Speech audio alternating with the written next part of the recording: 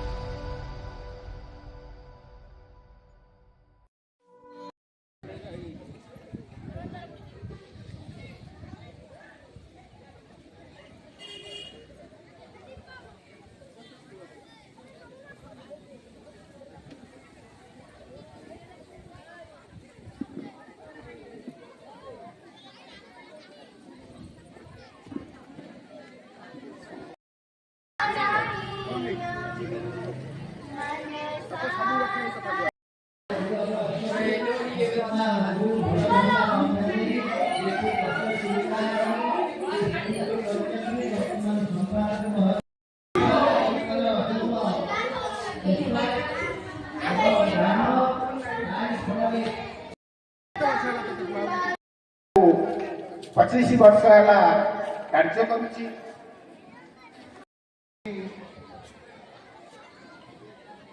पवित्र गोटेश्वर पीठ प्रांगण में आज संध्यार आयोजित नड़ियाबुरी सरस्वती शिशु मंदिर 25तम वार्षिक उत्सव सभापति श्रीयुक्त शरद जेना महोदय, संपादक श्रीयुक्त नृसिंह चरण महांती महोदय, मंचासीन अतिथि कवि मंजुल मंजुश्री बराड़ महोदय, प्राध्यापक श्रीयुक्त सीतानाथ महांती महोदय एवं उपसभापति अवनी कौड़ी पूर्वतन सरपंच श्रीयुक्त सुदर्शन माली महोदय, उपस्थित शिशु मंदिर गुरुजी गुरुमा कर्मचारी वृंद, छात्र छात्री माने एवं अभिभावक पिला माने बड़ा कथा कहबी मिछ कहब हाँ किए मिछ कहब आज कह कई मिछ कहलनि तुम पार्टी कर मिछ कहलनि एबे सब पार्टी कर कि नहीं तो समस्त मिछ कहल मिछ कहलनि केमती एबे समस्त पार्टी कर ना नहीं तेणु समस्त मिछ कहूल ताले मिछ कहवा भल ना सत कहवा भल जदि सत कह पार्टी बंद कर पार्टी खोलिले जानवी मिछ कह मिछ कहले महापाप सत कहले जगन्नाथ एटी तीन प्रकार लोक अच्छा गोटे स्कूल पिला माने छात्र छात्री गुरुजी गुरुमा एवं पिला मानकर बापा माँ ए गोटे शिक्षानुष्ठान पिला मानकर भविष्य गुरुजी गुरुमा जी दायित्ववान हवा कथा ताठू अधिक दायित्ववान अभिभावक माने हवा उचित एबे जो झील पार्टी करुच्ची से मिछ कहूँ समस्त को अन किए मिछ कहूँ जी चुप रहा मुझे जानवी सी सत कहला जी पार्टी कला से मिछ कहूँ मत कहल किए घरे सबुदिन सकाल केत उठुच भोर किए एमाने उठुना आगे जो सका उठुना डेरी उठ सका पूरा भोर उठला तमें कौन कर आगे सका उठव तुम बापा माँ को नमस्कार हम आंठू माड़िकी मन रहा कौन कर आंठू माड़िकी बापा माँ को नमस्कार हम है ଝିଅ ନ ହଉଥିବ କାଲିଠୁ କରିବ ମନେ ଲାଗି ତମେ ନ କଲେ ତମ ବାପା ମା ସାର୍ କହିବେ ଗୁରୁଜୀ ଗୁରୁମା ତମକୁ ଦଣ୍ଡ ଦେବେ। ଆଉ କଣ କରିବ? ଘରେ ବାପା ମାଙ୍କୁ ଦଣ୍ଡବତ କଲା ପରେ ସ୍କୁଲକୁ ଆଇଲ, ସ୍କୁଲକୁ ଆସିକି ଗୁରୁଜୀ ଗୁରୁମାଙ୍କୁ ଆଣ୍ଠୁ ମାଡ଼ି ପ୍ରଣାମ କରିବ ହେଲା। ତାପରେ ଯାହା ପାଠ ଦେବେ ସ୍କୁଲରେ ଗୁରୁଜୀ ଗୁରୁମା ଯାହା ପଢେଇବେ ତାକୁ ମନ ଦେଇ ଶୁଣିବ। ଯୋଉଟା ବୁଝି ପାରିବ ନାହିଁ ଗୁରୁମାଙ୍କୁ ପଚାରିବ ହେଲା। ଏ ଝିଅ ତୁ ପଛୁ କାହିଁ ଅନଉଛୁ, ମିଛ କହୁଛୁ, ଗପୁଛୁ। ଯୋଉଟା ପାଠ ସ୍କୁଲରେ ବୁଝି ପାରିବନି ଗୁରୁଜୀ ଗୁରୁମାଙ୍କୁ ପଚାରିବ ଏବଂ ଖାତାରେ ତାକୁ ଲେଖି ନବ ହେଲା। ଘରେ ଯେତେବେଳେ ପହଞ୍ଚିବ ପ୍ରତ୍ୟେକ ବାପା ମା ଆଜିଠୁ ମନେ ରଖନ୍ତୁ, ସ୍କୁଲରେ ପିଲା କଣ ପଢିଲା, ଗୁରୁଜୀ ଗୁରୁମା କଣ ପଢେଇଲେ ପିଲାକୁ ପଚାରିବେ। ପିଲା କଣ ଟିପି ଜାଣିଛି, କଣ ବୁଝିଲା, ସନ୍ଧ୍ୟା ବେଳେ ଅଧଘଣ୍ଟା ପିଲାଙ୍କୁ ଟାଇମ ଦେବେ, ବାପା ହଉ କିମ୍ବା ମା ହଉ। ଯଦି ଅଧଘଣ୍ଟା ଗୋଟିଏ ଦିନ ଟାଇମ ଦେବେ ତାହେଲେ ସେ ସ୍କୁଲରେ ଛୁଆଟା କଣ ପଢିଲା ନ ପଢିଲା ଆପଣ ଜାଣିପାରିବେ। ଯଦି ବାପା ମାର ଏହା ପଛରେ ଅନୁସନ୍ଧାନ ରହିବ, ପିଲା ପଢିବ, ଦିନେ ଠକିଲେ ତାପରେ ଠକି ପାରିବ ଏବଂ ଗୁରୁଜୀ ଗୁରୁମାଙ୍କ ସହିତ ସମ୍ପର୍କ ରଖିବେ। କାରଣ ଆମ ପିଲାଙ୍କ ଭବିଷ୍ୟତ କେବଳ ଗୁରୁଜୀ ଗୁରୁମାଙ୍କ ହାତରେ ଛାଡ଼ିଦେଲେ ଚଳିବନି। ସେମାନଙ୍କ ଛଡା ଅଭିଭାବକ ମାନଙ୍କର ବାପା ମାଙ୍କର ଦାୟିତ୍ୱ ରହିଛି ଏବଂ ଗୁରୁଜୀ ଗୁରୁମାଙ୍କ ସହିତ ଯୋଗାଯୋଗ କଲେ ପିଲା ପଢିଲା କି ପାଟି କଲା କି ଦୁଷ୍ଟ ହେଲା ସ୍କୁଲରେ ଆପଣମାନେ ଜାଣିପାରିବେ।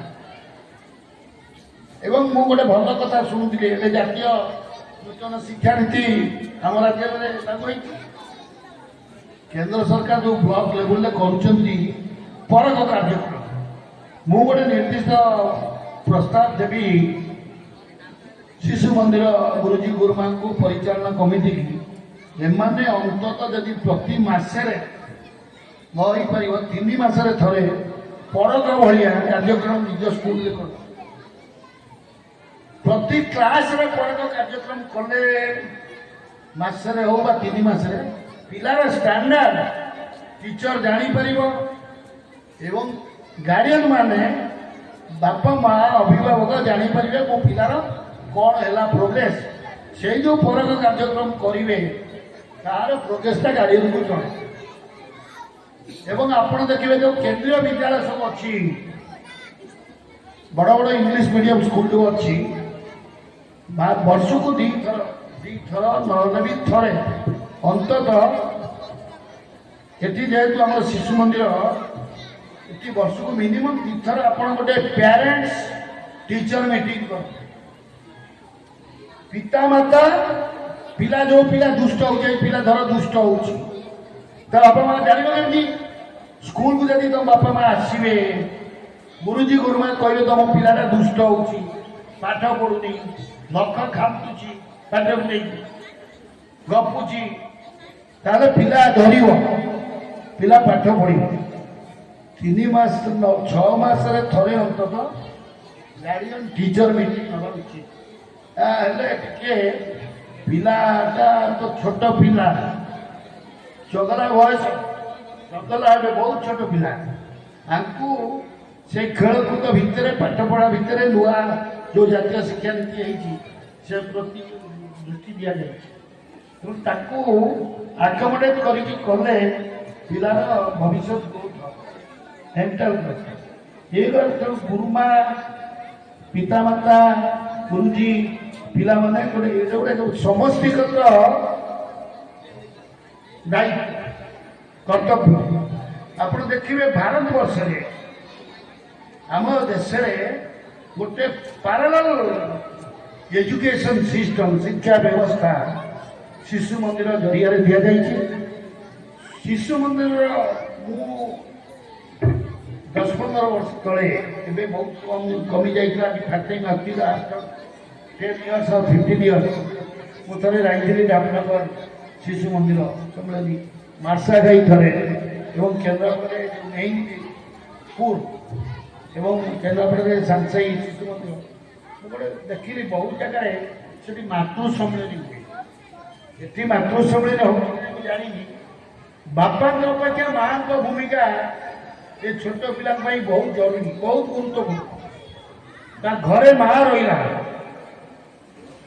ବାପାଙ୍କ ପାଖରେ ଛୁଆ ଦୁଷ୍ଟ ହବନି, ମା ପାଖରେ ସାଇ ଯାଇକି ପାଠ ପଢିବ, ମା କଥା ଶୁଣିବ, ମାନିବ। ଆପଣ ଗଛଟାକୁ ଯେମିତି ଲଗେଇବେ, ବଙ୍କେଇଲେ ବଙ୍କିବ, ସିଧା ହେଲେ ସିଧା ହବ। ଆଉ ଥରେ ଗଛ ବଙ୍କି ଗଲେ ଯେତେ ଚେଷ୍ଟା କଲେ ଆଉ ସିଧା ହେଇପାରିବନି। ବର୍ତ୍ତମାନ ଛୁଆଙ୍କୁ ତିଆରି କରିବା ବୟସ, ତିଆରି କରିବା ସମୟ। ଏହି ସମୟରେ ଆପଣଙ୍କୁ କଠୋର ହେବାକୁ ପଡ଼ିବ, ଗାର୍ଡିଆନ ମାନଙ୍କୁ କଠୋର ହେବାକୁ ପଡ଼ିବ। ମନ ଭିତରେ ନରମ ଥାଉ, ଉପରେ ପିଲାଙ୍କୁ ଶୃଙ୍ଖଳିତ କରିବେ, ପିଲା ପରିଶ୍ରମୀ ହେବ, ପାଠ ପଢ଼ିବ, ଗୋଟେ ଭଲ ମଣିଷ ହେଇକି ଯିବା। ଯଦି ଆମେ ସମସ୍ତେ ଜଗିବା, ଆମେ କହିବା ସ୍କୁଲରେ ଭଲ ପଢ଼ା ହେଲାନି, ସେ ସାର୍ ଭଲ ପଢ଼େଇଲେନି, ସାର୍ କ'ଣ ପିଲାଙ୍କୁ ବାଟିକି ପେଇବେ? ପିଲାଙ୍କୁ ସାର୍ ପଢ଼େଇବେ, ପିଲା କ'ଣ ପଢ଼ିଲା ନ ପଢ଼ିଲା ଆମେ ବି ଆଜିକାଲି ତ ଆପଣ ଦେଖିବେ ପ୍ରାୟ ଆଉ ଆଗ ଭଳିଆ ପିତାମାତା ମାନେ ଅଶିକ୍ଷିତ ନାହାନ୍ତି ବା ଅଶିକ୍ଷିତ ନାହାନ୍ତି, ପ୍ରାୟ ପ୍ରତି ବାପା ମା ଶିକ୍ଷିତ। ତେଣୁ ଏଇ ଯୋଉ ପିଲାର ଚରିତ୍ରର କେମିତି ବିକାଶ ହବ, ପିଲାର ଜ୍ଞାନର କେମିତି ବିକାଶ ହବ, ଗୋଟେ ଭଲ ମଣିଷ ହେବା ପାଇଁ ଯୋଉ ଗୁଣ, ଯୋଉ ଅଧିକାରୀ ହବା କଥା ଯୋଉ ଗୁଣ ସବୁ, ସେଗୁଡ଼ିକ ସବୁଗୁଡ଼ିକ ଶିଶୁ ମନ୍ଦିରରେ ମୁଁ ଜାଣିବାରେ ଶିକ୍ଷା ଦିଆଯାଉଛି। ଏବଂ ଗୋଟେ ଶିଶୁ ମନ୍ଦିର ଯୋଉ ପିଲା ବାହାରିବ, ସେ ଗୋଟେ ଭଲ ମଣିଷ ହବ, ଯାହାର ଚାରିତ୍ରିକ ବିକାଶ ଅଛି, ବୌଦ୍ଧିକ ବିକାଶ ଅଛି, ଜ୍ଞାନ ମାନେ ଭଲ ମଣିଷ, ଉତ୍ତମ ମଣିଷ ହେଇକି ବାହାରିବ। ତେଣୁ ସେ ପିଲା ଦେଶ ଗଠନରେ, ସମାଜ ଗଠନରେ ଲୋକଙ୍କ ପାଇଁ କାର୍ଯ୍ୟ କରିବ, ଏଥିରେ କିଛି ସନ୍ଦେହ ନାହିଁ। ତେଣୁ ଏଇ ଯୋଉ ଗୁଡ଼େ କେତେ ଗୁଡ଼ିଏ ପ୍ରସ୍ତାବ ମୋର ବ୍ୟକ୍ତିଗତ ଅନୁଭୂତିରୁ ଯାହା ବିଭିନ୍ନ ଆଡ଼େ ଯାଉଛି, ଯାହା ଲକ୍ଷ୍ୟ ରଖୁଛି କରାଯାଉଛି ଏବଂ ଭଲ ଅଛି। ମଝିରେ ପିଲାଙ୍କ ଭିତରେ ବିଭିନ୍ନ କମ୍ପିଟିସନ୍ ହଉ ବା ରିଡ଼ିଂ କମ୍ପିଟିସନ୍ ହଉ, ଯୋଉଟା ବହୁତ କମ୍ ମୂଲ୍ୟରେ, ସ୍ୱଳ୍ପ ମୂଲ୍ୟରେ କରିବେ। ଆପଣମାନେ ଯେତେବେଳେ ପର୍ବପର୍ବାଣୀ ହେଉଛି, ଏ ପିଲାମାନେ ତମର ସବୁ ରଜରେ ନୂଆ ପ୍ୟାଣ୍ଟ ସାର୍ଟ ହଉଛି, କାହାର ହଉନି କହିଲେ ହାତ ଲାଗିବ। ଯିବା ପାଇଁ ସେମାନେ ସେତେ ତତ୍ପର ନୁହନ୍ତି, ତଥାପି ଆପଣଙ୍କୁ ଉପଦେଶ ଦେଲେ